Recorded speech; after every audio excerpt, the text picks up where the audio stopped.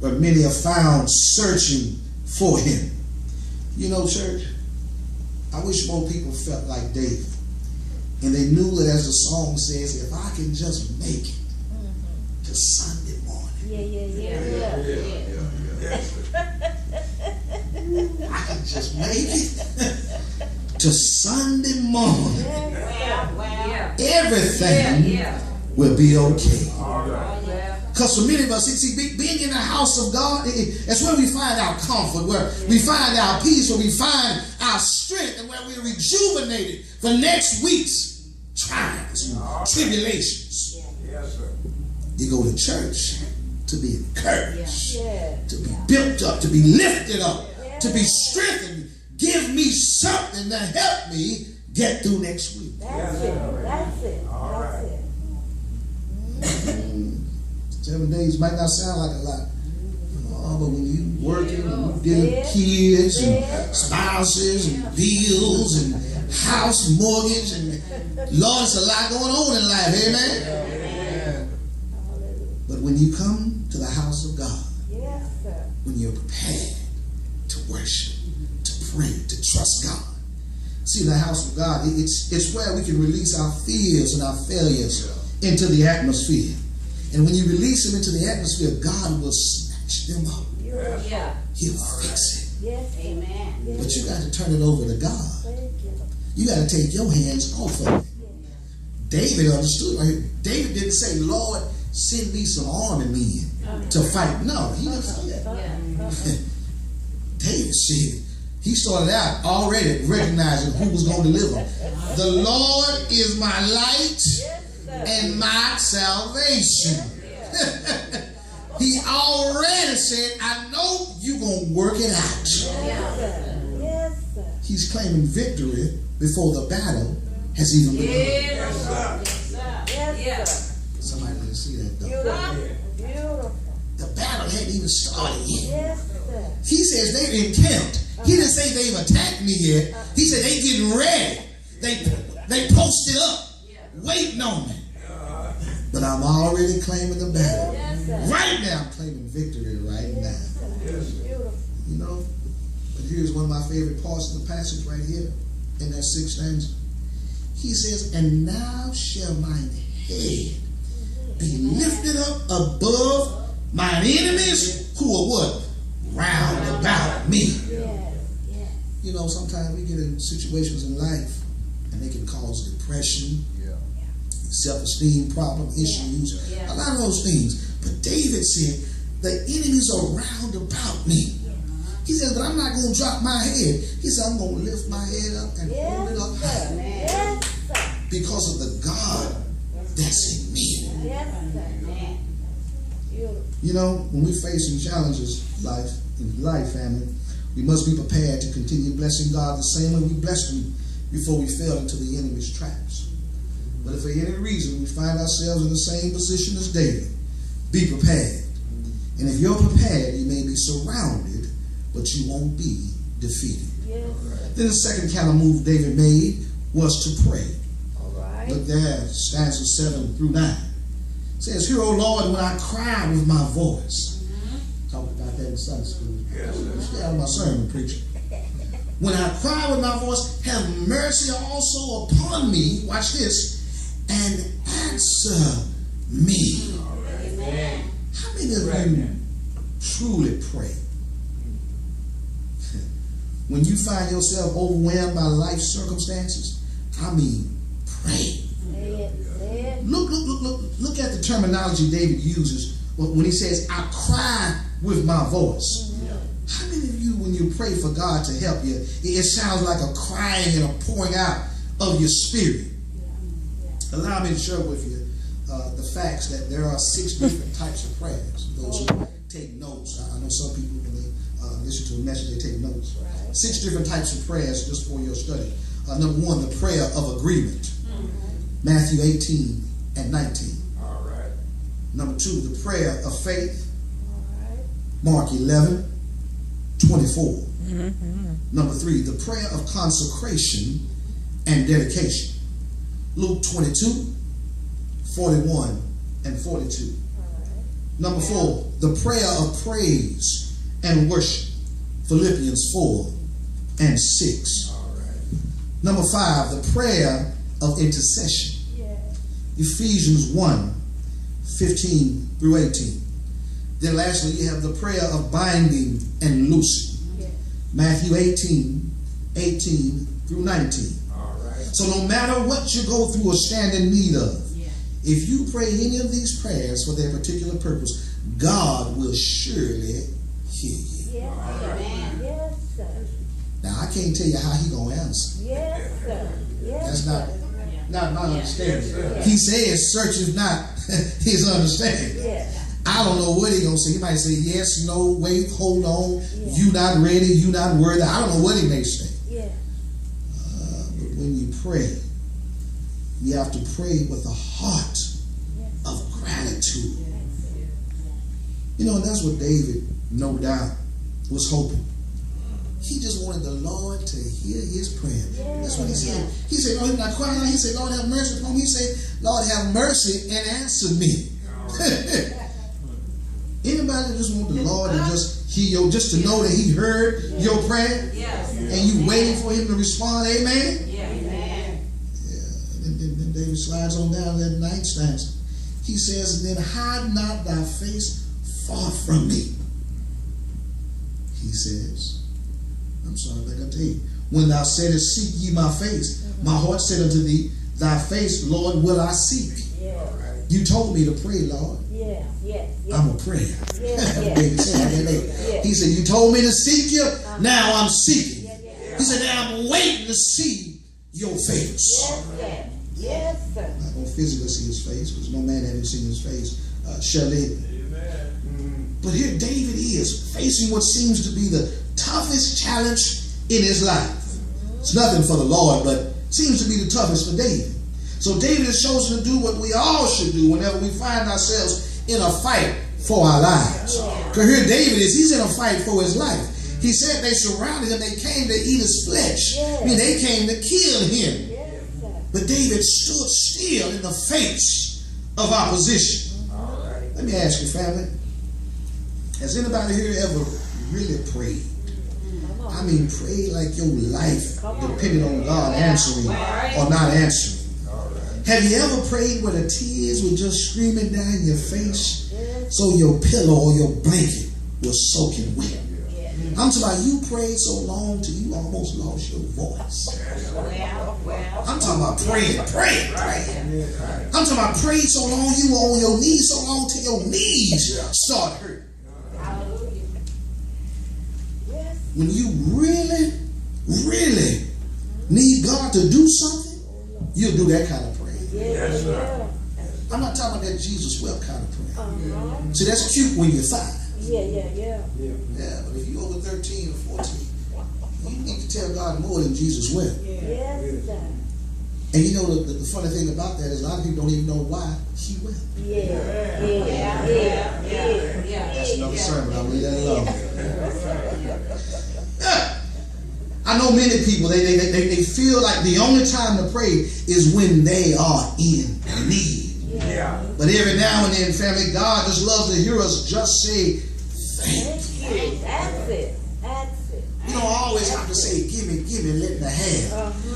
Every now and then, just say, Lord, thank you. Thank you for help. Thank you for strength. Thank you for things being as well with me, Lord, as they are. That's what Deacon Butler was saying this morning in Sunday school. He said he went to the funeral yesterday and men younger than him were on walkers. And they told him they wish they could walk like him. And if you've seen him walk, you know he don't walk like he's 20. Amen? He walk like he's grown, but there are some who say, we wish we could just walk like you. You know, we as Christians sometimes, we don't really understand that there are people who wish they were in your shoes. Say that. You complaining about this bill, that bill, what you got going on. Don't you know it's people that would kill to be in your position? I figured this out a long time ago. You show me a man with no bills, and I'll show you a miserable man. Because guess what? If you got no bills, guess what? He ain't got nothing. He ain't got nothing. Amen? Don't let him fool you. I'm fine living right here. No, you ain't. No, you ain't. No, you're not. Amen? Everybody wants something. Amen? That's right. But we talking about prayer like it's no tomorrow. Sometimes we ought to say thank you. And if you say thank you, guess what? When you really are in need and you really need God to answer a prayer, then when you call him, he won't look at his heavenly caller ID and ignore your call because he don't recognize the number. Somebody don't call him enough. I'm going to let that marinate just for a second. Somebody don't call him enough. You wonder why your prayer ain't been answered? It's because God doesn't recognize your number. Let that simmer. But we have to make ourselves a constant worshiper, a constant worker, that whenever we find ourselves surrounded, we can feel like David, surrounded but not defeated. Then the third and final kind of move I want to get out your way, family. David, that he made, it was to persevere. David chose to be prepared. And he was prepared because he trusted God. Then he chose to, he had to pray.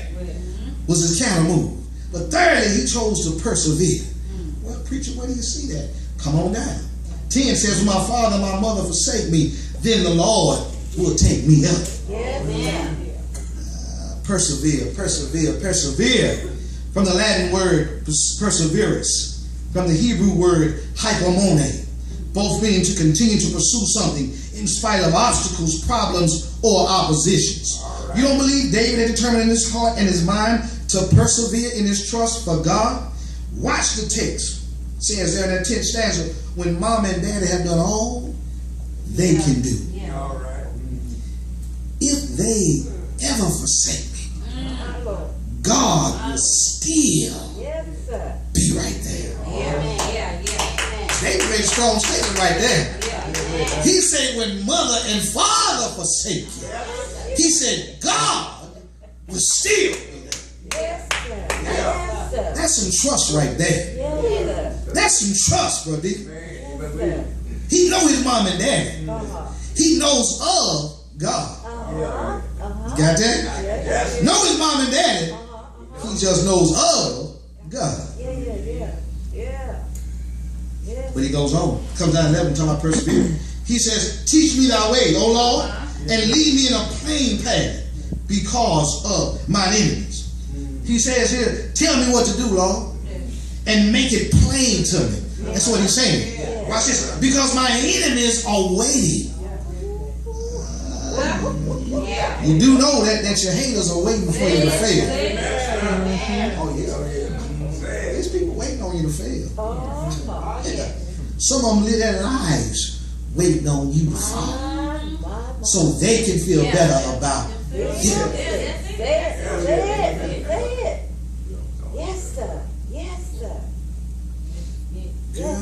They talking about they gonna start letting people go. They gonna let her go first.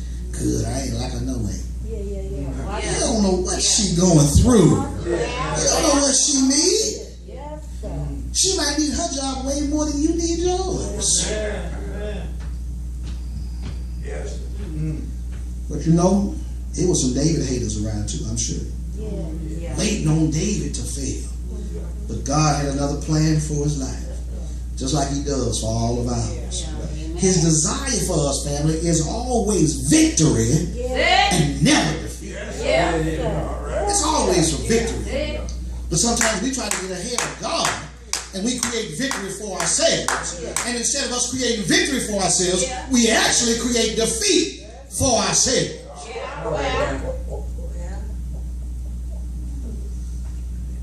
But look at the beautiful words he continues to write. Comes out in the 12th stanza. It says, deliver me not over to the will of mine enemies. Watch this. For false witnesses are risen up against me, and such as breathe out cruelty. David tells the Lord, say, Lord, don't let them get me. Lord, don't. They encompassed around, they camped up, they waiting on me. They got snacks out there, and they got nothing but time. They waiting. Boy, they waiting on Cleon. They got nothing but time. David said, Lord, don't let them get a hold of me. Telling you, family. He said they lying on me. That's what he said. For false witnesses risen up against me, watch this, and such as breathe out cruelty. Yeah. Telling you, family. Anybody ever been lied on before? Yes, sir. People lie on you. I'm telling you. He says they're even saying all kind of cruel things about me. Things that ain't even true. You know, I've learned that people will say things about you for a number of different reasons. Sometimes it's to assassinate your character. Sometimes it's to assassinate your ministry. Sometimes it can even be just to assassinate your name. Just to make your name bad. And that's dangerous. That is a dangerous person.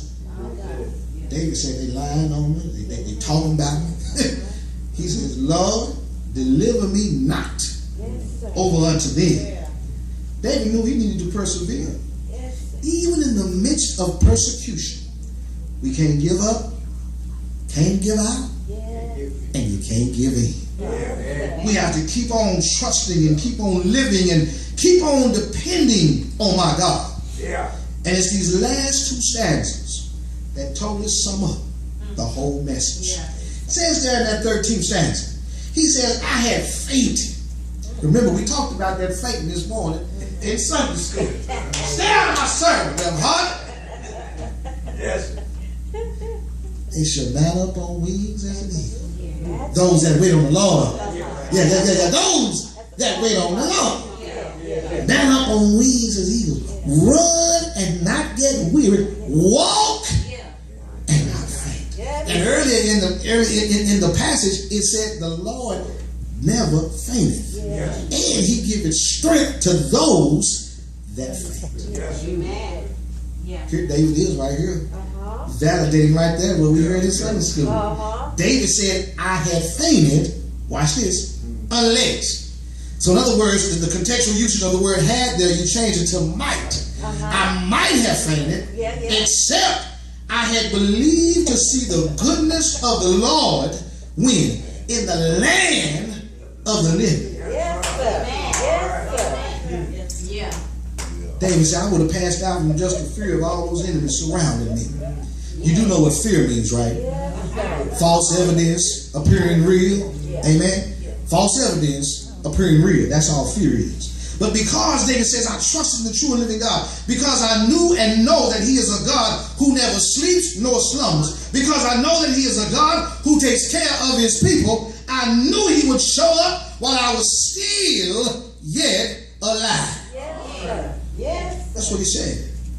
And it would happen long before the enemies even got a chance to overtake me. See, family, many of us we underestimate what God can and will do in our lives. We sometimes feel that he's not concerned about the trivial matters in our lives. But the truth is, if it concerns you, then it concerns God. And that's what's important for us to understand on today. Here is the surefire proof that if we just put our trust in David's life and David's salvation, then whenever we face our enemies, we can be sure of this one thing. We may be surrounded, but we will not be defeated. Look there at 14. He says, wait on the Lord. Be of good courage. Watch this. And he shall strengthen thine heart. Wait, I say, on the Lord. Now, what he does here, he closes out the psalm by answering three questions. Number one, when you're surrounded by your enemies, who should you wait on? He says, wait on the Lord. Not your cousins, not your brother, your sister. It says, wait on the Lord. Number two, when you're surrounded by your enemies, how should you wait on the Lord? He says, with good courage. Now, where it's saying good, he's saying with faithful and honest courage. Then. Number 3, when you're surrounded by your enemies, why should you wait on the Lord with good courage? Because he will strengthen your heart. So wait on the Lord. Stand still. That's what he told the children of Israel there. He told them, stand still and see the salvation of the Lord. I know somebody this morning, you feel surrounded. You may even feel defeated. But if you trust in the God of our creation, you may feel surrounded by bills. I tell you this morning, just wait on the Lord. You may feel surrounded by family problems. I say this morning, just wait on the Lord. You may feel surrounded by health problems. I say to you this morning, wait on the Lord. You may feel surrounded by financial problems. I say this morning, just wait on the Lord. May feel surrounded by hating co-workers. But if you just wait on the Lord, you may feel surrounded by bad kids. But if you just wait on the Lord, you might feel surrounded by loneliness. But if you just wait on the Lord, maybe you just feeling surrounded by life altogether. But if you just wait on the Lord, what I told you earlier, this word was for me. But you may be surrounded yourself. But I tell you this morning that you will not be defeated. Because over 2,000 years ago, my Lord and my Savior, Jesus, my Christ, allowed himself to be beaten all night long. He allowed himself to be humiliated while he drug his cross down the Via Dolorosa. He allowed himself to be nailed to an old rugged cross. He allowed himself to let them put nails in his hands. He allowed himself to let them put nails in his feet. He allowed himself to let them put a spear in his side. But when they put the spear in his side, it was not because he was defenseless, but it was because the scripture had to be fulfilled. Go back over to Psalms 22. That's where you find it. The Bible said that they will pierce him in his side. Hide me, Lord Jesus. But he didn't stop there, because he allowed himself to hang there all day long. Then he allowed himself to be laid down in a borrowed tomb. But then it doesn't stop there, because he allowed himself to sleep all night Friday, to sleep all day Saturday, and then early Sunday morning he allowed himself to get up. That's the kind of God I serve. It doesn't matter what you're surrounded by. You can be surrounded but not defeated. I know you think you can't get them off the tracks. Don't worry about it. Just keep doing what you're doing. Let the haters hate. Young folks say just dust them off your shoulders. When they lie on you, just dust them off your shoulders. When they scandalize your name, just dust them off your shoulders. When they say you will never be anything, just dust them off your shoulders. See, because the God that I serve, though I may be surrounded, I will not be defeated. God bless you and God keep you is our prayer. I think the hymnologist said it best, Sister Hill. I can see David now sitting there on a chair, just thinking, Reverend Martin, I got all these enemies around me. Got people lying on me, talking about me, scandalizing my name. What should I do? And I can just hear David grabbing his pen and his paper, or maybe grabbing a little flute or a little something, harmonica or something, and start singing these words. I will trust in the Lord. I will trust in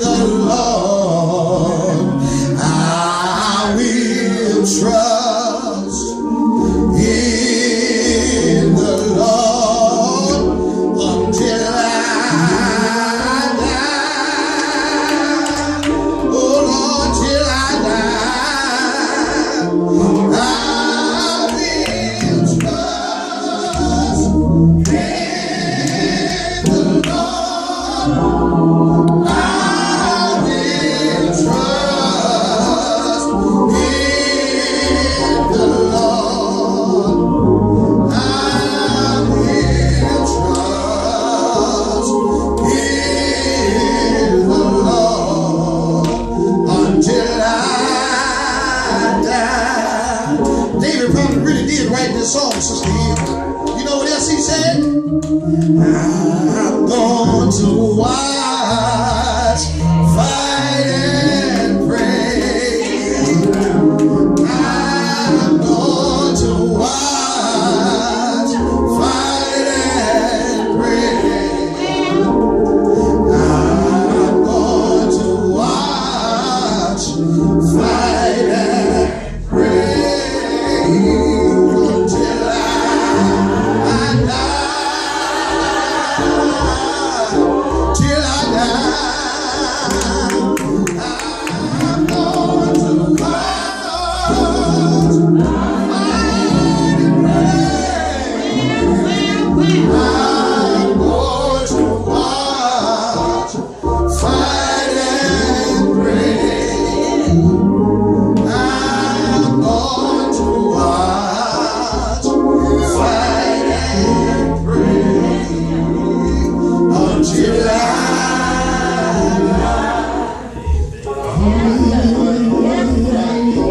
David kept writing. I think he said something like this. I'm going to stay home. My I'm going to stay home. My bended knee. Even though my enemies are all around me, I'm going to stay home. My bended knees until I